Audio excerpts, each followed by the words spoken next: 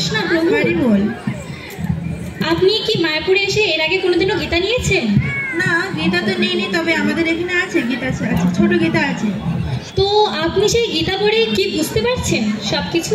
না, বুঝতে তো পারিনি, কিন্তু গীতা পড়তে হয়। তো সেখানে তো শুধু শ্লোকই দেওয়া আছে, তাহলে সেখানে আপনি কি করে বুঝছেন?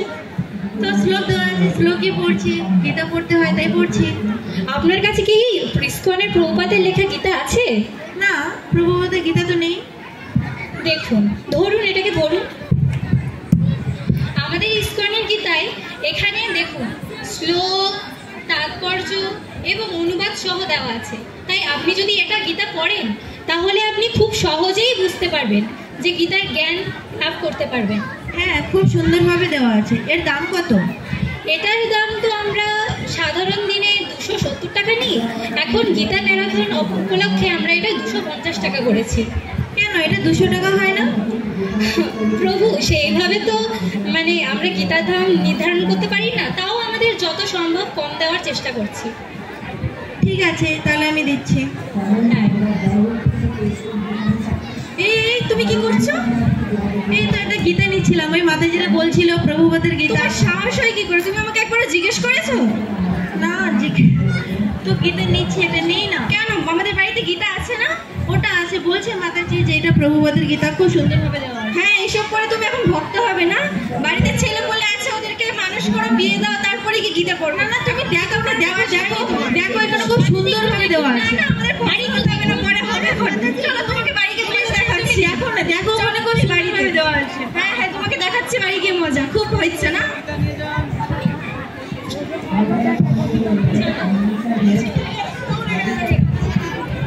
হরে কৃষ্ণ।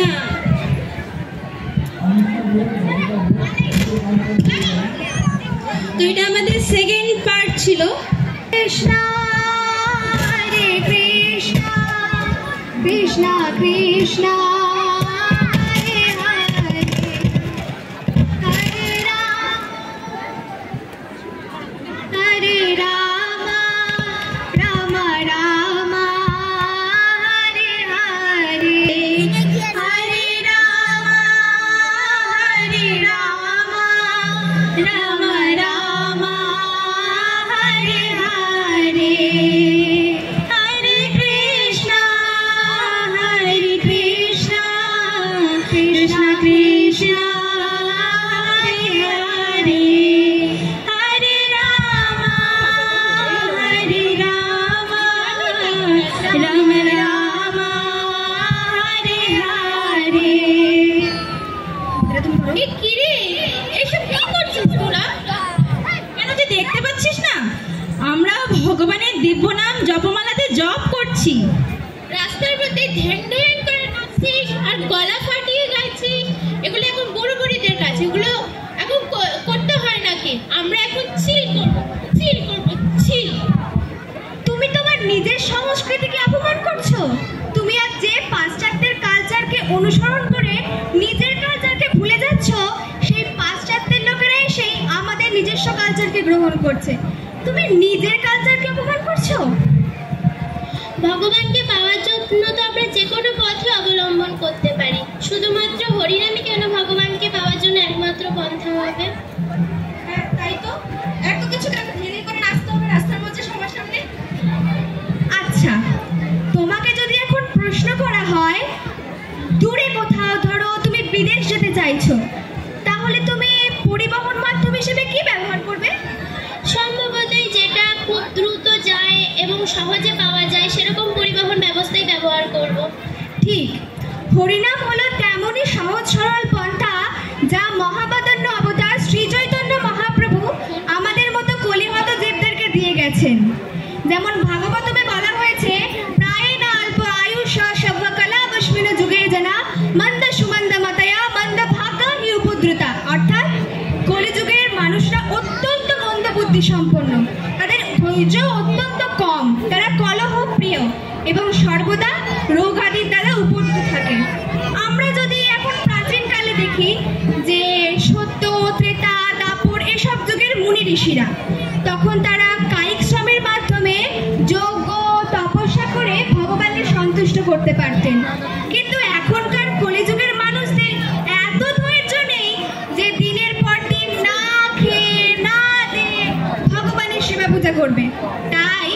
শ্রীচৈতন্য মহাপ্রভু এই কলিহত জীবদের উদ্ধারের জন্য এই হরিনাম মহামন্ত্র দিয়ে গেছেন।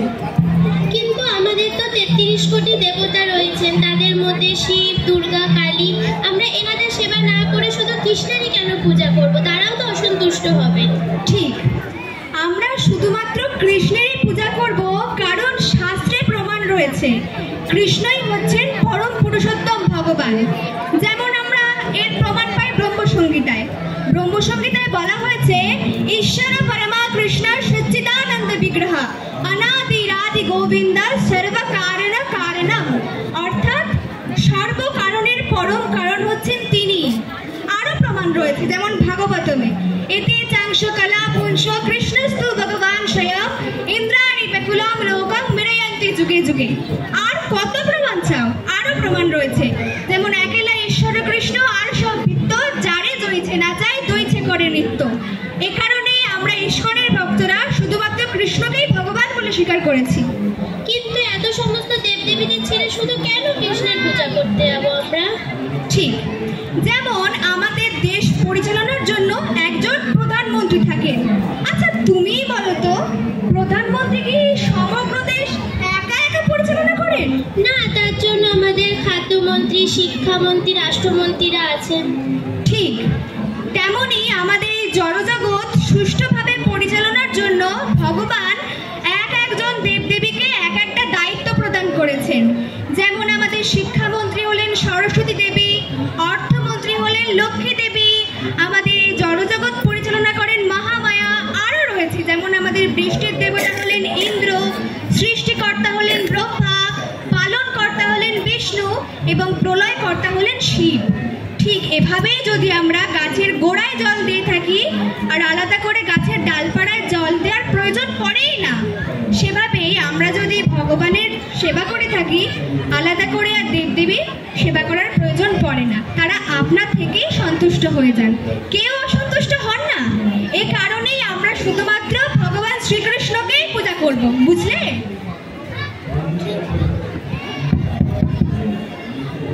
কি? আরে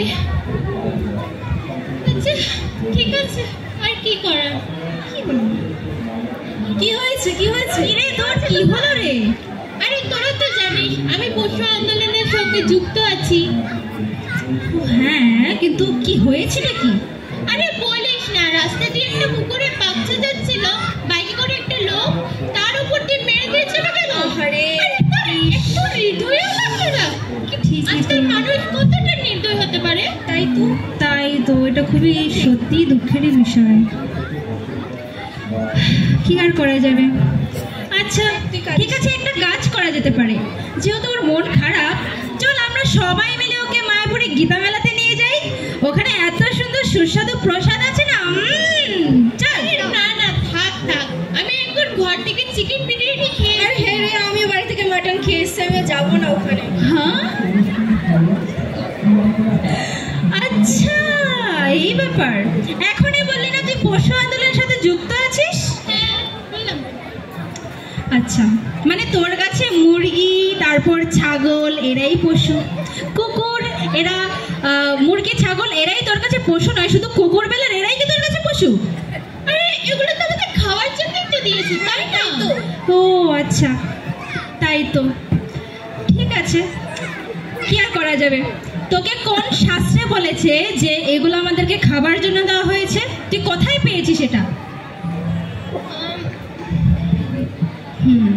এই জন্যই বলি যে গীতা পড়। আমাদের গীতাতে ভগবান বলেছে পত্রম পুষ্পং ফলং তয়াম যো মে ভক্ত প্রযচ্ছতি। এই জন্যই বলি যে গীতাটা পড়। তোর বার্থডে দেবে না, তোর গীতা দিয়েছিলাম একটা গিফট, তুই পড়েছিলি? না, আমি তো পড়ে দেখি। বলো ঠিক পড়ে দেখবো। আপনারাই বলুন না, কুকুর বেড়াল এরাই শুধু পশু, মুরগি ছাগল এরা কি পশু নয়? বলুন সবাই। ঠিক আছে, কি আর করা যাবে, এখন থেকে পড়বি গীতাটা।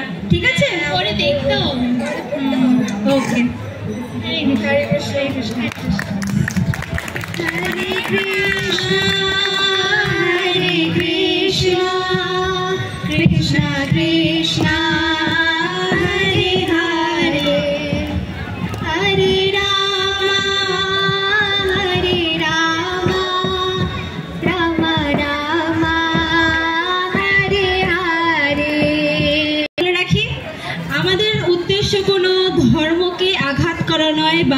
কোনো ধর্মকে ঠেস মারা নয়। অ্যাকচুয়ালি বিভিন্ন ক্ষেত্র বিশেষে আমাদের যেরকম আমি প্রথমেই বলেছিলাম যে যেরকম প্রশ্নের সম্মুখীন আমাদের হতে হয়, আমরা যারা হিন্দুরা রয়েছি আমাদের শাস্ত্রজ্ঞানের অভাবে আমাদের বিভ্রান্তকর অনেক সময় এরকম হতে হয় বিভিন্ন ক্ষেত্রে। তো ওই বিষয়ে আমরা কেরালা স্টোরির, আপনারা সবাই জানেন আসলে কেরালা স্টোরিটা, তো এটার বাংলা ভার্সন আমরা চেষ্টা করব দেখানোর জন্য আপনাদেরকে। আপনারা সবাই সাথেই থাকবেন। হরে কৃষ্ণ। হরে কৃষ্ণ হরে কৃষ্ণ কৃষ্ণ কৃষ্ণ রাম রাম রাম। তোমাদের জন্য খাবার নিয়ে এসেছি, এই নাও। খাবো না। কেন?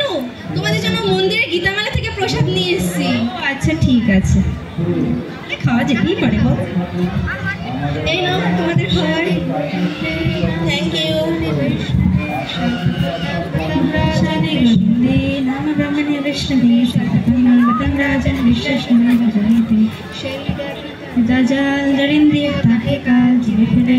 বিসমিল্লাহির রহমানির রহিম।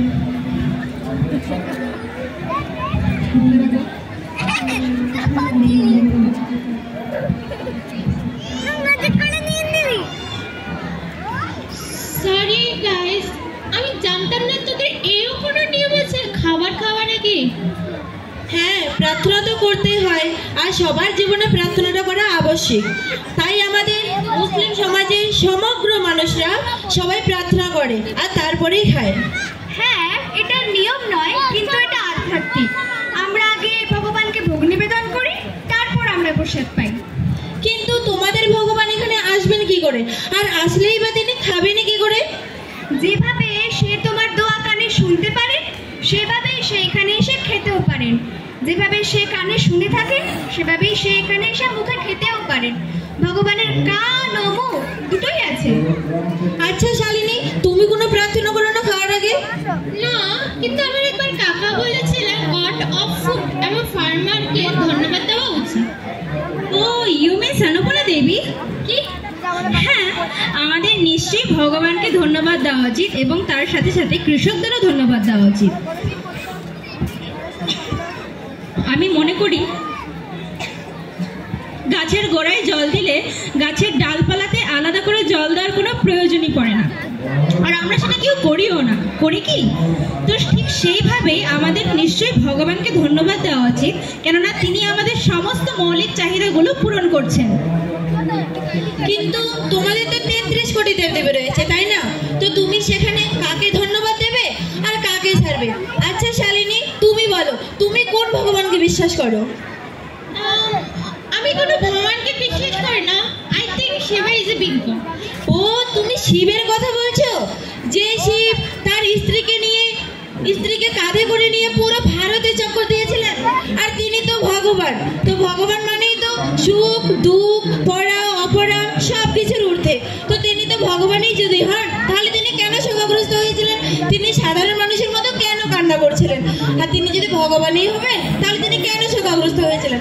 আর তিনি যদি শোকাগ্রস্তই হবেন, এ তোমাদের কেমন ভগবান? আচ্ছা, হয়তো আমি এই ব্যাপারে কিছু জানি না। আমি জানি তিনি খুবই ফেমাস, আর উত্তর ভারতে তো রামও অনেক ফেমাস। ও, তুমি রামের কথা বলছো? যে রামের স্ত্রীকে সে রাবণ হরণ করে নিয়ে গেছিল? হ্যাঁ, তার কথা। ও রাম, সত্যি তুমি খুব হাসালে।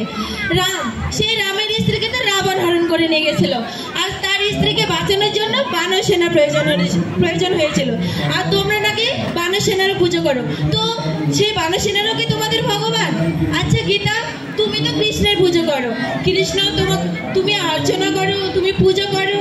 তো কৃষ্ণ তো গোপীদের সাথে রাসলীলা করছিল, এ তোমাদের কেমন ভগবান? তোমাদের গীতাতেই তো বলা আছে, যৎ যদাচরিত শ্রেষ্ঠ তত্ত্ব দেবতরণ সৎ প্রমাণ লোকস্তুতনু গচ্ছতে। আমি না এসব কিছু আগামাতে কিছু বুঝতে পারছি না। এটা খুবই কঠিন আর বিভ্রান্তকর। হ্যাঁ, এটা অবশ্যই বিভ্রান্তিকর, কারণ তোমরা ভুল পথ অনুসরণ করছো। আর এদিকে দেখো, এখানে শুধু আমার মহান আল্লাহ মহান আল্লাহ ছাড়া কেউ নেই। তিনি একমাত্র সৃষ্টিকর্তা, রক্ষাকর্তা এবং পালনকর্তা। তোমরা আমার পথে এসো, আমাকে অনুসরণ করো, ছাড়ো তোমাদের ভগবান। এই না ফাসিফা, আমি জানি তুমি কি করার চেষ্টা করছো, আর তুই বলছিস এটা বিভ্রান্তকর। এটা কোন দিক থেকে বিভ্রান্তকর? তুই কি করে বলছিস এটা বিভ্রান্তকর? এখানে কোনো কনফিউশন নেই। তুই তো কখনো শাস্ত্র অধ্যয়নই করিসনি, তাহলে তুই বুঝবি কি করে যে কোনটা ঠিক আর কোনটা ভুল? ভগবান গীতাতে বলেছেন, জন্ম কর্ম চ মে দীপম এবং জুবিতি তততা তত্তা দেহম পুনর্জন্ম নয়তি মামিতি সর্জনা। ভগবানের লীলা বোঝা এত সহজ নয়, তার জন্য শাস্ত্র অধ্যয়ন করা উচিত, তাও আবার সাধুগুরুর সঙ্গে থেকে, নাহলে সেটা উপলব্ধি করা যাবে না। আর কি বললি তুই? শিবজির কথা? আরে বাবা, তুই জানিস শিবজি যে আবেগ প্রকাশ করেছিল সেটা কোনো শোক ছিল না, সেটা বিরহ ছিল। বিরহ বিরহ, শোক আর বিরহ দুটি কি এক জিনিস নয়? একদমই নয়। ঠিক আছে, তাহলে প্রথম থেকে শুরু করা যাক। দেখ, শোক হচ্ছে জড়জাগতিক এবং বিরহ হচ্ছে আধ্যাত্মিক। শোক আমাদের দুঃখের অনুভূতি করায়, আর বিরহ হচ্ছে আমাদের সুখের অনুভূতি করায়। ভগবান গীতাতে বলেছেন, দ্বিতীয় অধ্যায় 11 নম্বর শ্লোকে তিনি বলেছেন যে যে ব্যক্তি শোক প্রকাশ করে তিনি হচ্ছেন মূর্খ। গতাসন গতাসনানো সঞ্চন্তি পণ্ডিতা। ভগবানের লীলা বোঝা তো সহজ নয়, আর পণ্ডিত ব্যক্তিরা কখনো তারা শোক প্রকাশ করেন না। দেখ, তুই যখন কারো নিজের আত্মীয় স্বজনের মৃত্যুতে কান্না করিস সেটাকে বলা হয় শোক, আর তুই সেই কান্নায় যদি রামায়ণ দেখতে দেখতে করিস না, সেটা হচ্ছে বিরহ। আর এইরূপ বিরহ আমাদের ভগবানের প্রতি প্রেম বাড়ায়, ভক্তি বাড়ায়। ঠিক সেইভাবেই শিবজি মাতা পার্বতীর প্রতি বিরহ আচ্ছন্ন ছিলেন। ঠিক সেম ভাবেই রাম মাতা সীতার প্রতিও বিরহগত ছিলেন। আর রইল সীতা দেবী। সীতা দেবী এত পিওর ছিলেন, এত পবিত্র ছিলেন, তাকে প্রভু শ্রী রাম ছাড়া অন্য কেউ স্পর্শ করতে পারেনি। তুই যেটা বললি সেটা হচ্ছে, সীতা দেবীকে যখন রাবণ নিয়ে গিয়েছিল তখন সীতা দেবী, ওটা ছায়া সীতা দেবী ছিল। আসল সীতা দেবী তো অগ্নিতেই বিলীন হয়েছিলেন। তিনি অগ্নি পরীক্ষার পরে বেরিয়ে এসেছিলেন। তুই কি জানিস? আর তুই বলছিলি যে ভগবান কেন তার ভক্তকে রক্ষা করার জন্য বানর সেনাদের সাথে নিতে হয়েছিল? I mean God is powerful, right? হ্যাঁ, সে তো একাই পারতে পারতো, তাই না? আরে, তুমি যদি কখনো রামায়ণ পড়তে না, তাহলে তুমি জানতে যে যখন খড় এবং দূষণ এসেছিল তার 15,000 দানব সৈন্য নিয়ে, যারা নাকি মানুষ খেয়ে ফেলতো, তাদের সাথে রাম একাই যুদ্ধ করে পরাজিত করেছিল, কারো সাহায্য ছাড়াই। আর এখন রাবণের জন্য রামের কাছে মুশকিল নাকি? তোমার মনে হয় সেটা? কিন্তু পরে বানরের সাহায্য কেন নিয়েছিল? কারণ তার ভক্তকে নিজের সেবায় লাগানোর জন্য, নিজের ভক্তের গ্লোরিজ বাড়ানোর জন্য। হনুমানকে পুজো করা হয় কারণ হনুমান ছিলেন শুদ্ধ ভক্ত। আমরা ভগবানের কাছে সরাসরি পৌঁছাতে পারি না, তার জন্য শুদ্ধ ভক্তের প্রয়োজন হয়। তার মাধ্যমে আমরা ভগবানের কাছে খুবই সহজ পন্থায় পৌঁছে যেতে পারি। তার জন্যই এখানে ভগবান তার ভক্তকে গ্লোরিজ বাড়ানোর জন্য করেছিল। যেমনটা আমি যদি তোর মার কাছে গিয়ে তোর প্রশংসা করি, তোর মা কতটাই না খুশি হবেন, ঠিক সেই রকম ভগবান অত্যন্ত সন্তুষ্ট হন। হ্যাঁ, ঠিক। ঠিক এভাবেই ভগবান আমাদের উপর খুশি হন। আর রইল তোমার 33 কোটি দেবদেবী। আচ্ছা, তুমি বলো তো যে চলচ্চিত্রে তোমার সবথেকে প্রিয় মুভি কোনটা? Psychological thriller. আর তোমার? Romantic and comedy. এক্স্যাক্টলি। যেরকম এক একজন ব্যক্তির চরিত্র অনুযায়ী তার পছন্দের মুভি রয়েছে, ঠিক সেরকমই ভগবান এক একজনের চরিত্র অনুযায়ী বেদ এবং পুরাণ দিয়েছেন। এই সমস্ত পুরাণকে দেখেই মানুষ এক একজন দেবদেবীর প্রতি আসক্ত হয়। আর জানেন, এই সমস্ত দেবদেবীরা ভগবানের সেবা করে। আর যেমন ধরো একটা বড় সরকার চালানোর জন্য এতগুলি পজিশন হয়ে থাকে, ঠিক সেভাবেই এত বড় বিশ্ব ব্রহ্মাণ্ড চালানোর জন্য এক একজন দেবদেবী রয়েছেন। তার মানে তুমি কি মিন করতে যাচ্ছ? ভগবান যা খুশি তাই করবে? তিনি গোপীদের সাথে রাসলীলা করবে তো কৃষ্ণের পজিশন অপব্যবহার করবে? Stop Hasifa, no crossing the line. তুমি কি বা জানো কৃষ্ণের ব্যাপারে যে এত বড় বড় করে কথা বলছো? যারা বলবে কৃষ্ণকে তো রাসলীলার হাম করেঙ্গে তো ক্যারেক্টার ঢিলা, তাদেরকে গিয়ে বলো প্রথমে ভাগবতম পড়ার জন্য। কারণ কৃষ্ণ রাসলীলা করার পূর্বে গোবর্ধন পর্বত উঠিয়েছিলেন। তাদেরকে গিয়ে বলো না গোবর্ধন পর্বত উঠিয়ে দেখাতে। এমনকি কৃষ্ণ যখন ছোট ছিলেন তখন পুতনার মধ্যে রাক্ষসীকে তিনি বধ করেছিলেন। আর আজকাল বাচ্চারা দেখো একটা মাছি পর্যন্তই মারতে পারে না।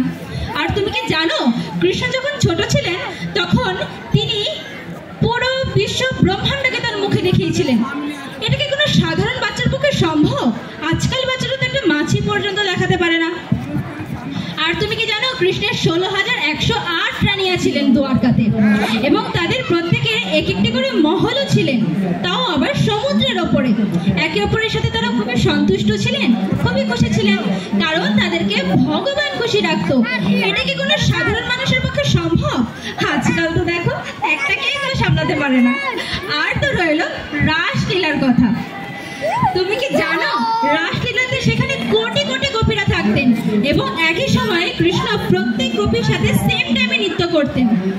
আর সেই সব গোপীরা কোনো সাধারণ কেউ ছিল না, তারা পূর্বজন্মে ঘোর তপস্যা করেছিলেন, হাজার হাজার বছর ধরে তারা তপস্যা করেছিলেন কৃষ্ণকে পাওয়ার জন্য।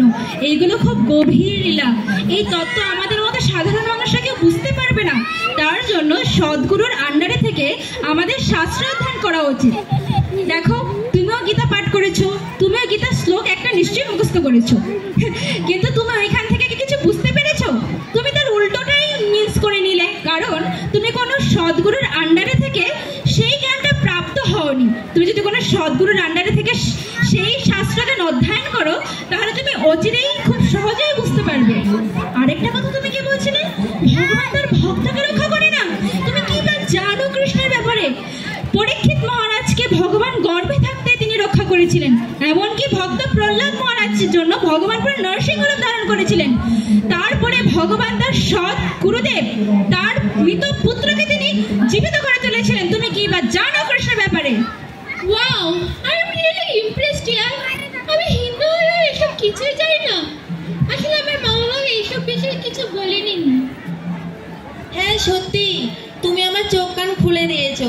আমি তো জানতামই না এইসব বিষয়। আর এখন থেকে আমি আমার ধর্মের প্রতি বিশ্বস্ত থাকবো, আর কাউকে আমি বিভ্রান্ত করব না আমার ধর্মে আসার জন্য। ধন্যবাদ, তুমি তোমার নিজের ভুল বুঝতে পেরেছো। আর আসিফা আর শালিনী, তুমি কি বলছিলে যে বাবা মা? দেখো আমাদের বাবা মার সময় হয়তো সেরকম সুযোগ সুবিধা ছিল না গ্রহণ করার জন্য, কিন্তু আমাদের বেলায় তো আছে।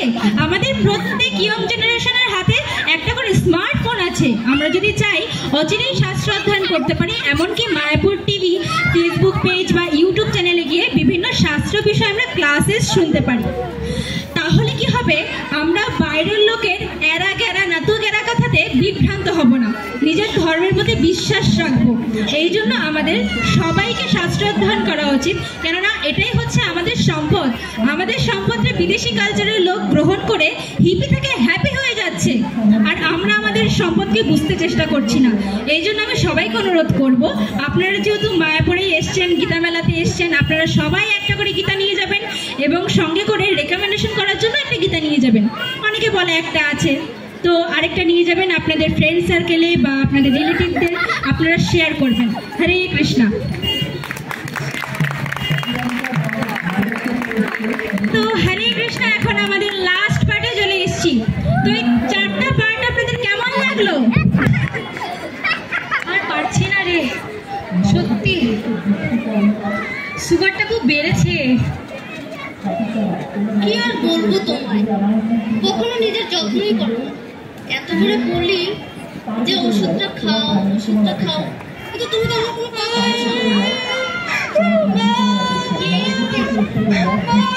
সর্বনাশ হয়ে গেছে। তুই কাঁদছিস কেন? কি হয়েছে? তোমার জামাই জানো না প্রতিদিন এসে করে এসে আমাকে মারধর করে। এই দেখো কত দাগ। সে জুয়া খেলে, তারপর শুনেছি পাশের কোন বৌদির সাথে তার অবৈধ সঙ্গ চলছে। কাঁদিস না মা, কাঁদিস না। আমার কি হবে গো? কাঁদিস না।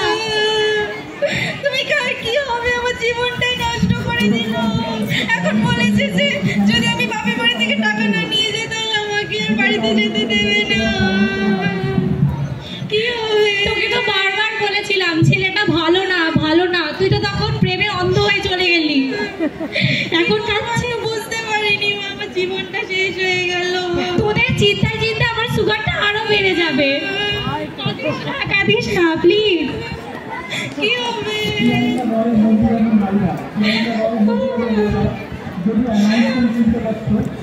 মা, তোর কোনো অসুবিধা হচ্ছে না তো? তোকে মারছে না তো? না মা, আমার কোনো অসুবিধা নেই।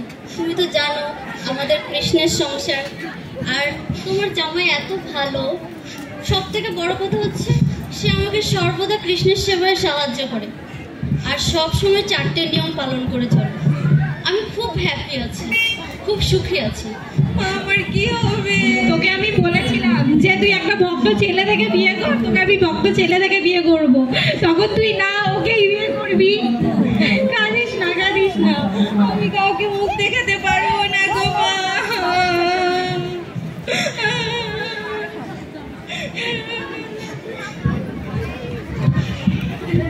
বোন, আমি তো তোকেও বলেছিলাম যে তুই ছেলেটার সঙ্গে বিয়ে করিস না, করিস না। পারিনি দিদি, বুঝতে পারিনি, আমার ভুল আমি বুঝতে পারছি। আমি কত ভুল তুই করেছি। আমার কথা শুনলি না, কারো কথা আমি এখন শুনলি থেকে না। শুনবো তোমাদের কথা মা।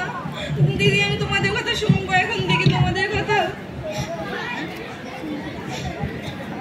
আমি এখন থেকে সব শুনবো, 4টে নিয়ম পালন করবো, সব পথ। তুমি কত ভালো আছো, আর আমার কত কিছু হচ্ছে। তুই সব ছেড়ে আসতে পারবে তো? হ্যাঁ, আসতে পারবো। আমার জামাই আমাকে মেরে ফেলবে যদি আমি এখন যাই টাকাটা নিয়ে। তুই এসব ছেড়ে দে, তুই এখন নতুন করে আবার ভক্তি জীবন শুরু কর। হ্যাঁ, ঠিক আছে মা। কাঁদিস না এখন, এখন বস, জল খা, একটু জল এনে দে, জল এনে দে, বস।